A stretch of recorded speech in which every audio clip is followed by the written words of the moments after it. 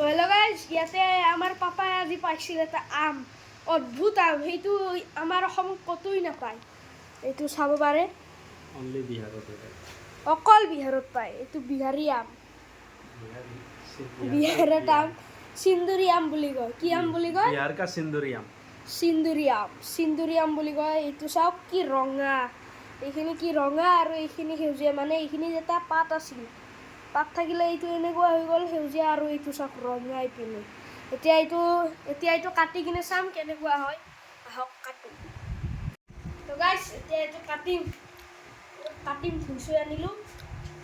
কেনেকুৱা বা হয়, কাটিম ৰ'ব।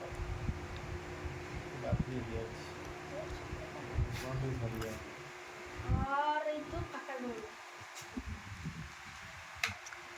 কিবা হয় আই, কি আম হে গাইছ? খকলা আম, সিন্দুর আনি আছে।